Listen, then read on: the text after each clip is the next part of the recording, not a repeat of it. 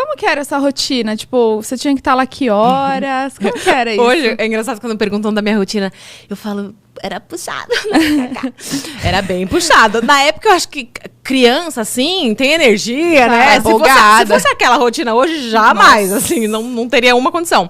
Mas chegou uma época que a gente chegou a trabalhar, tipo, de segunda a segunda. Era bem puxado, mas a maior parte do tempo foi de segunda a sexta. E aí acordava sempre muito cedo, nunca acostumei acordar cedo, sempre o dia acordar cedo. Se bem que agora eu sou uma velha, agora eu acordo, durmo cedo, acordo cedo. Mas enfim, durante toda a minha vida eu odiava. Então eu acordava cedo, aí fazia o bom dia, almoçava, ia pra escola. Era sempre essa rotina de segunda a sexta. Aí lembro que quando eu comecei também a fazer alguns shows, e ali no final de semana fazia uma agenda ou outra. Então, era muito corrido, assim, olhando hoje. Só que eu acho que eu tinha muito mais energia também do que eu tenho hoje. Então, por isso que eu achava o máximo. E eu sempre gostei muito do que eu fazia. Nunca foi por nenhuma obrigação, não. Então, era muito puxada a rotina. Mas eu curtia. Eu ia no embalo, assim. Mas era puxado. Oi, como que foi o convite pra você participar do... Porque quantos anos você tinha? Eu tinha uns 8 anos. De 8 pra 9. Foi uma coisa muito louca. Toda vez que eu contar a história, a galera fica, não, mas não teve nenhuma agência, né? Não, de repente, literalmente, eu apareci na televisão, virei apresentadora. Mas eu sempre quis ser cantora. Começaram a me inscrever em concursos de televisão. Aí passei por alguns testes de Raul Gil, de Record, e fui parar em um teste de um programa novo no SBT, o Código Fama.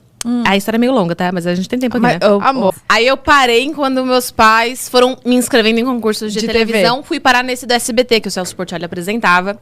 Daí eu sempre participava com esse intuito de alguma gravadora me ver cantando e me contratar. Sempre foi o meu plano na minha cabecinha. Gente, isso com 8 anos? É, uns 8 anos. Os vídeos são muito engraçados, depois vale muito ver. Eu vou pesquisar. Gente, muito inteligente. Me achava com 8 anos, cantora. gente, imagina. Visionária, com 8 anos eu tava brincando de vender produto na frente da minha casa. Eu não fazia nada. Eu brincava de lojinha também, cantando. Tudo eu fazia cantando. Eu vendia suco na frente da minha casa, que não passava ninguém. Empreendedor, mas empreendedora, mente empreendedora. Isso é verdade. É isso. Tinha fé, entendeu? As pessoas iam chegar. Aí, enfim, cheguei nesse programa, cantei. E aí o Celso Portiolli achou que eu levava jeito pra televisão. Mas não comunicou, nem eu, nem minha família. Ele Visionário. Muito.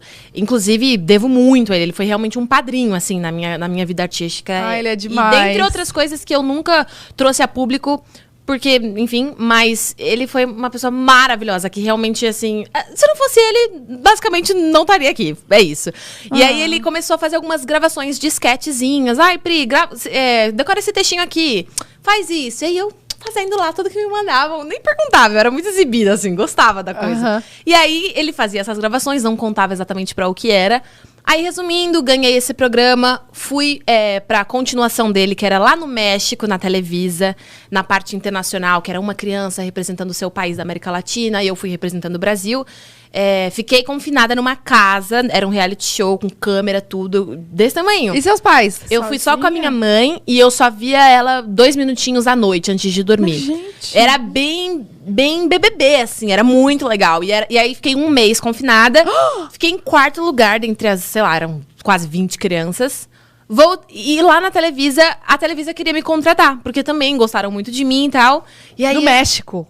E assim, tudo muito surreal, porque eu saí de uma realidade muito humilde. Aquilo não tinha nada a ver com a minha realidade mesmo. Então, essas informações chegavam pra mim eu já achava lindo, né? Tudo pra mim tava bom. Mas pros meus pais, eles ficavam, gente, o que tá acontecendo? E aí, nessa, minha mãe comunicou o Celso aqui no Brasil, falou, velho, eles querem contratar, o que faz? A gente não entende nada disso. E aí o Celso falou, vem pro Brasil, que eu garanto que tem alguma coisa melhor. Mas ele não falava o que era. Resumindo, quando a gente voltou, nesse meio tempo, essas gravações que ele fez comigo foi pra mostrar pro Silvio Santos, pra o SBT me contratar. Calma aí, ele fez as gravações, tipo, por vontade própria? Sim, anjo. Gente, que maravilhoso! Um anjo, assim, dentre outras coisas que ele nunca teve a obrigação de fazer, e ele fez e mudou a minha vida e da minha família, assim. E aí, Celso, se quiser gravar, a gente tá aqui, coloca aí pra gravar. Ele é maravilhoso. Demais! E aí, resumindo, quando eu voltei pro Brasil, o Silvio concordou, me contratou. Na mesma fita, tava o Yudi, aí contratou o Yudi também. 3 meses depois de conversa, contratação, eu tava apresentando o Bom Dia e Companhia e fiquei 10 anos fazendo carreira lá. Surreal. Surreal. Nunca quis, nunca foi pretensão. Aí acabou que o meu grande sonho, que era a música, realmente veio se concretizar muito tempo depois. Mas foi tudo muito, muito de Deus, assim, muito certinho. Tudo foi no tempo certo, Mas foi uma história muito louca. Muito assim louca. Tudo na minha vida. Tudo na minha vida é assim, é de surpresa. Mas foi muito louco, muito louco. E o Yudi, ele fez teste, alguma coisa assim? Eles abriram teste? Não teve teste. O Yuji apresentou, participou desse concurso musical que eu participei. A gente se conheceu lá. Inclusive, Glória Groove. Daniel participou. Mentira. A gente se conheceu também no Código Fama. A gente se conhece de criança. Tô Muito chocada, gente. Esse mundo é muito doido, pequeno, muito todo mundo se pequeno. conhece. É. E aí o Yuji tava na mesma fita que eu. Aí eu Silvio, tipo, esse japonesinho aí, quero ele também. Carismático. E botou a gente lá. E juro, gravamos o piloto. Que o piloto foi pro ar como o primeiro programa. E desde então eu fiquei 10 anos sem parar na TV. Gente, o piloto foi pro ar. Foi. E foi sem avisar também. Ah, gravou o piloto. Nem falaram se ficou bom. Quando eu vi, estava lá. Vou botar aqui. Quando ela... Gente, eu tô muito chocada. Foi muito chocada. E esse tempo que você ficou fora, como você fez com o colégio? Tipo, você perdeu algum ano no colégio por conta de coisa? Não. Era, tipo, deu pra conversar antes, deu pra, enfim... Eles se entenderam. programar e entenderam, sim, Nessa fase que eu tava de 7 pra 8 anos, quando eu fui pro México, era mais tranquilo, né? Tava ali, primeira série, talvez, não sei. Tinha uns 7 anos, então era mais tranquilo. Mas deu tudo certo, assim. E aí, quando eu voltei, já mudou a minha vida e da minha família... D'água pro vinho, assim, e do dia pra noite, literalmente. A gente foi morar em outro lugar, outra realidade, foi muito Caramba. louco. Muito Sabe o louco. que eu queria saber? Eu não lembro, porque, pô, eu tenho 28. Você tem Tenho 25. Então eu tinha uns 11. Ó, gente, eu sou muito boa de matemática. Matemática, eu não ia saber fazer essa conta.